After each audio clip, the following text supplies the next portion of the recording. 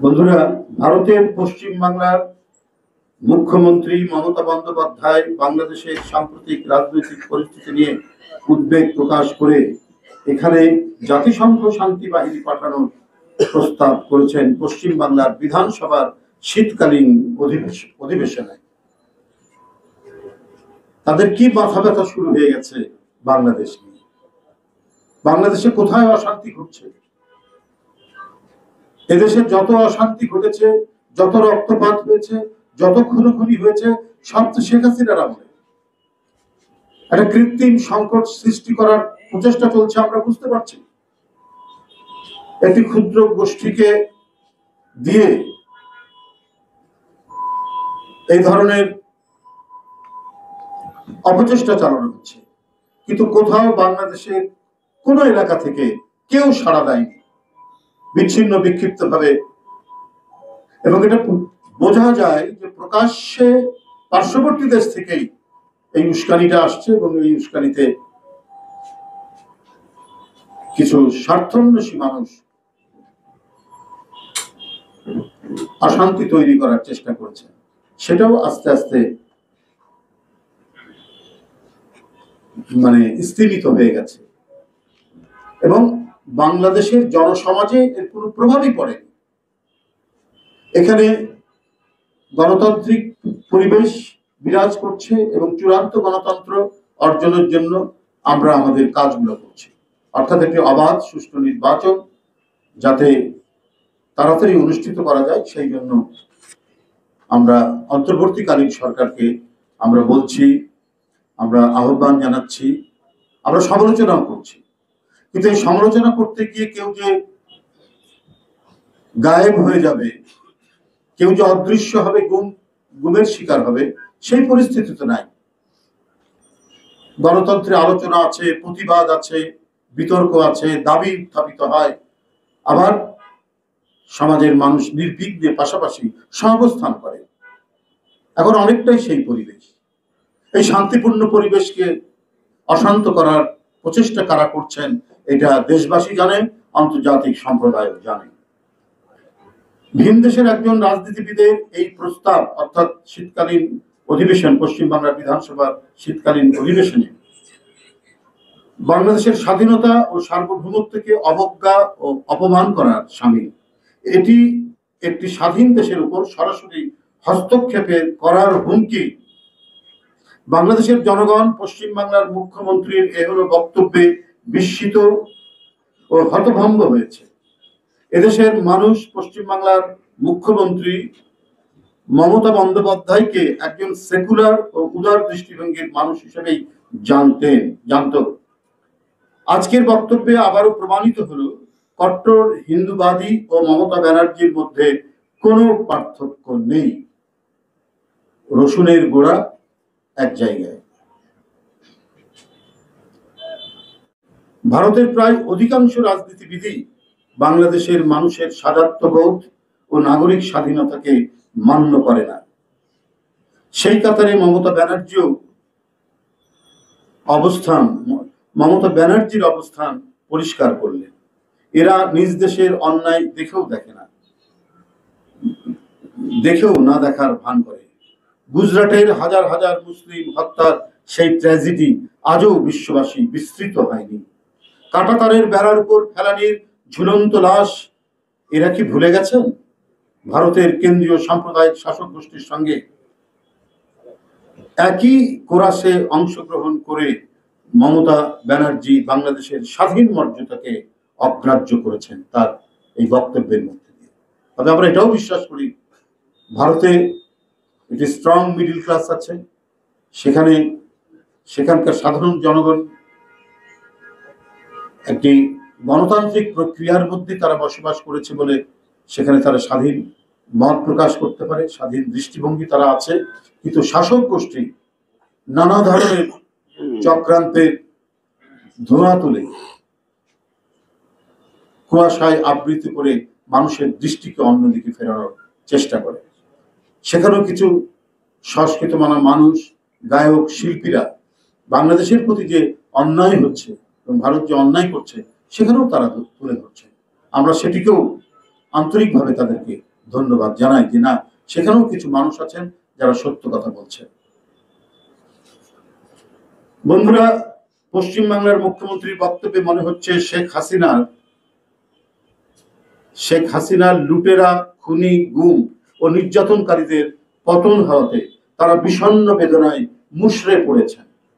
হত্যা, গুম, খুন, গণহত্যা, নির্যাতন, নিপীড়ন, গণতন্ত্র ধ্বংস করে দুর্নীতির মাধ্যমে লক্ষ লক্ষ কোটি টাকা বিদেশে পাচার করে দেশটাকে ধ্বংসের শেষ প্রান্তে নিয়ে গিয়েছিল শেখ হাসিনার নেতৃত্বাধীন দুরাচারী আওয়ামী ফ্যাসিস্ট সরকার। এখন শেখ হাসিনাকে পুনর্বাসনের জন্য ভারতের প্রচেষ্টার অন্ত নেই। এদেশের মানুষ বিশ্বাস করে বাংলাদেশ থেকে পাচার হওয়া লক্ষ লক্ষ কোটি টাকার একটি বিরাট অংশ বাংলাদেশের প্রতি বিদ্বেষ পরায়ণকারী ভারতের রাজনীতিবিদদের পিছনে খরচ করা হচ্ছে। যে টাকাটা পাচার হয়েছে তার একটি বিরাট অংশ ভারতে নিয়ে যাওয়া হয়েছে এবং সেখানে যে সমস্ত যারা বাংলাদেশের প্রতি বিদ্বেষ পরায়ণ সেখানকার নীতি নির্ধারক এবং রাজনীতিবিদরা তাদের পেছনে খরচ করা হচ্ছে। তা না হলে এখন এভাবে একযোগে বাংলাদেশ বিরোধী জিগির তুলছে কেন ভারতের রাজনীতিবিদ এবং নীতি নির্ধারকরা? এটা এখন সবার মনে এই প্রশ্নটা দেখা দিয়েছে। আমরা এর আগেও বলেছি, বাংলাদেশের রাজনীতিবিদরা যাই বলুক, তারা যে বাংলাদেশের স্বার্থের বিরুদ্ধে কাজ করেন তার প্রমাণ হচ্ছে শুধুমাত্র মমতা ব্যানার্জির কারণেই তিস্তা নদীর পানির চুক্তি বাস্তবায়িত হয়নি। এটা তো আপনারা সবাই জানেন।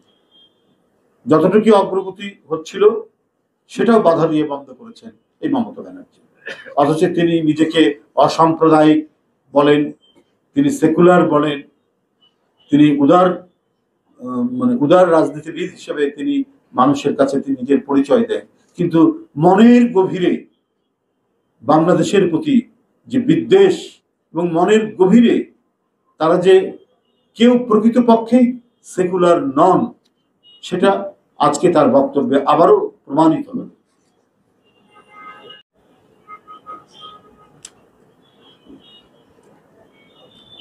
সুতরাং তিনি কি উদ্দেশ্যে জাতিসংঘ বাহিনীকে বাংলাদেশে প্রেরণ করার প্রস্তাব করেছেন, এটা আন্তর্জাতিক সম্প্রদায়ের কাছে খোলাসা করা উচিত। একটি অনির্বাচিত অগণতান্ত্রিক ফ্যাসিস্ট আওয়ামী লুটেরা রেজিমকে মদত দিয়ে বিনিময়ে ভারত একতরফাভাবে অনৈতিক স্বার্থ ও ফায়দা হাসিল করেছে। ছাত্র জনতা কর্তৃক জনস্বার্থ বিরোধী ভারতের সেই তাবেদার রেজিম উৎখাতের ফলে ভারতের অনৈতিক স্বার্থ হাসিলের ছেদ পড়ায় সেখানকার রাজনীতিবিদ ও নীতি নির্ধারকরা এখন বেসামাল হয়ে পড়েছে। বাংলাদেশ 18 কোটি মানুষের দেশ। এই দেশ কিভাবে চলবে সেটি এদেশের জনগণ নির্ধারণ করবে। কোন দেশের গভীর চক্রান্তের নীল নকশা কখনোই বাস্তবায়িত হবে না এই বাংলাদেশের মৃত্তিকায়। সাংবাদিক বন্ধুরা, 81% সনাতন বা হিন্দু ধর্মাবলম্বীদের দেশ নেপালের সাথে ভারতের সম্পর্ক উষ্ণ যেমন নয়, তেমনি নেপালের জনগোষ্ঠীও ভারতের প্রতি বন্ধু ভাবাপন্ন নয়, বরং বৈরী ভাবাপন্ন। তাই বুঝতে হবে, বাংলাদেশ সনাতন ধর্মাবলম্বী নাগরিকদের প্রতি ভারতের অতি ভালোবাসা প্রকাশ, ওইটিকে কেন্দ্র করে বাংলাদেশের প্রতি হম্বিতম্বির পেছনে ভারতের কোনো ধর্মীয় ভাবাবেগ, ভালোবাসা বা বন্ধন জড়িত নেই।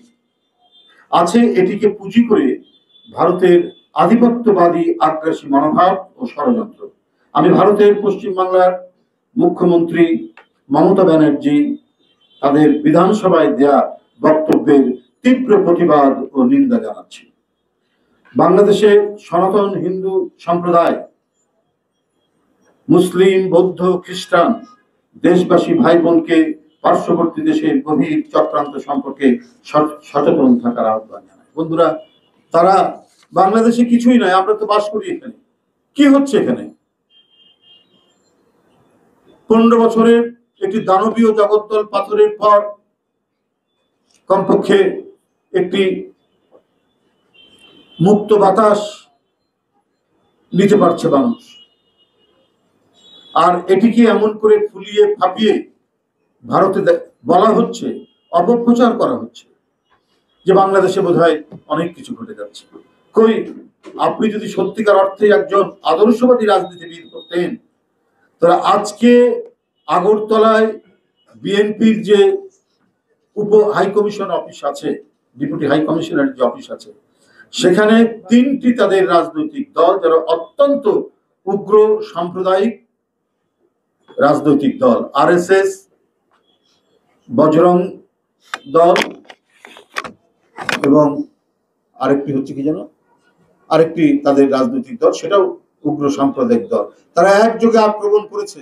এবং আমরা ভিডিওতে যেটি ভাইরাল দেখলাম, সেখানে সম্ভবত কমিশনের কোন লোককে তারা বেদম মারধর করছেন, সেখানে হয়তো ডেপুটি হাই কমিশন, ওটাই তো উপ হাই কমিশন, বেদম মারধর করছেন এখানে।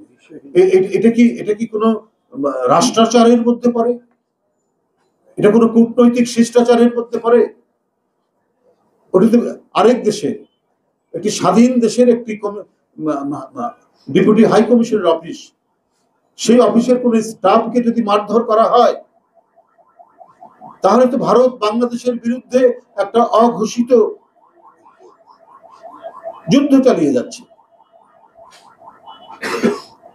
বাংলাদেশ, আমাদের নানা বিষয়ে সমস্যা থাকতে পারে, অমীমাংসিত বিষয় থাকতে পারে, আবার ভারতের সাথে আমাদের দীর্ঘদিনের ব্যবসা বাণিজ্য, শিক্ষা, সংস্কৃতির লেনদেন তো দীর্ঘদিন ধরে আছে। এই জায়গাটিকে,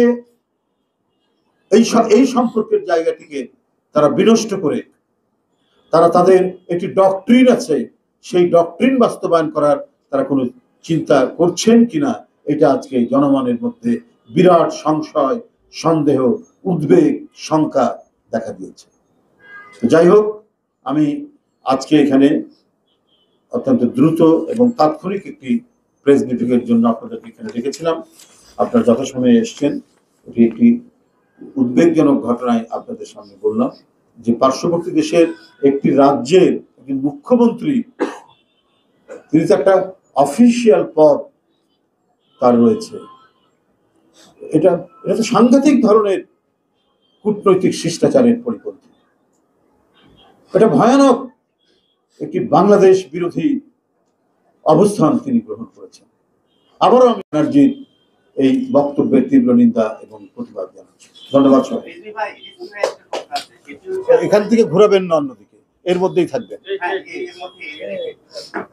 আপনি বলছিলেন যে একটা গোষ্ঠীকে উস্কানি দেওয়া হচ্ছে দেশের মধ্যে এবং নির্দেশ আসছে পার্শ্ববর্তী দেশ থেকে। এর আগে আমরা দেখেছি, মানে ভারত থেকে যে নির্দেশগুলো আসছে সেগুলো অবশ্যই ফিজিক্যালি এসে দিয়ে যাচ্ছে না, ডিজিটাল মাধ্যমে বা কোনোভাবে মাধ্যমে আসছে। এবং দেশের ভিতরে যে ছোট ছোট অস্থিতিশীল পরিস্থিতি তৈরি করার চেষ্টা করা হচ্ছে, সেগুলোতে ফান্ডিং হচ্ছে কিনা। তো আইন শৃঙ্খলা বাহিনী বা গোয়েন্দা সংস্থাকে বিষয়ে সতর্ক হয়ে, এটা তো গোয়েন্দা সংস্থার কাজ, তারা তো এটা দেখবে। হ্যাঁ, অবশ্যই আমাদের তো আহ্বান রয়েছে। এটা তো মূলত সরকারের প্রধান দায়িত্ব এগুলোকে খুঁজে বের করা, মানে এই পাইপলাইন গুলো আছে কিনা, এদিক দিয়ে কোনো কিছু কাউকে কোনো মদত দেওয়া হচ্ছে কিনা, এটা নিশ্চয়ই গোয়েন্দা বাহিনীর দায়িত্ব, এটা সরকারের দায়িত্ব, আইন শৃঙ্খলা বাহিনীর দায়িত্ব, তারা সেটা খুঁজে বের করবেন।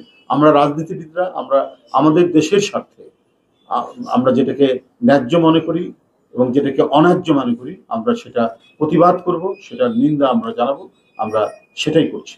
আর মূল দায়িত্বটা পালন করতে হবে সরকারকে, সরকারের বিভিন্ন সংস্থাকে। তারা খুঁজে বের করবেন যে কারা এটার সাথে আছে। কিন্তু অবস্থা দৃষ্টে এবং বিভিন্ন যে ঘটনাবলী এর মধ্যে যেটা ঘটেছে, তারা দাবি করছেন, অথচ মারা যাচ্ছে সাইফুল ইসলাম নামে একজন আইনজীবী। তার মানে এরা শক্তি কোথা থেকে পাচ্ছে, সাহস কোথা থেকে পাচ্ছে? অথচ একটা বৃহৎ অংশ সনাতন হিন্দু ধর্মাবলম্বীরা তো আমাদের দল করে, অসংখ্য মানুষ আমাদের দল করে। তো আমরা যদি সাম্প্রদায়িক দল হয়ে থাকি, তাহলে তো এই হিন্দু সম্প্রদায়ের মানুষ, আমাদের জন গমেজ, খ্রিস্টান, তারা তো বিএনপি করতো না। অসাম্প্রদায়িক রাজনৈতিক দল হচ্ছে বিএনপি, গণতন্ত্রকামী রাজনৈতিক দল বিএনপি, এবং স্বাধীনতা সার্বভৌমত্বকে রক্ষা করার দল হচ্ছে বিএনপি। সুতরাং কেউ যখন আমাদের মর্যাদা নিয়ে, আমাদের স্বাধীন অস্তিত্বের উপর কথা বলে, আমাদের মর্যাদাকে হানি করার বা হুমকি দেওয়ার কথা বলে, তখন তো আমরা বসে থাকবো না। আমরা আমাদের সর্বোচ্চ শক্তি নিয়ে আমরা সেটা প্রতিবাদ করব।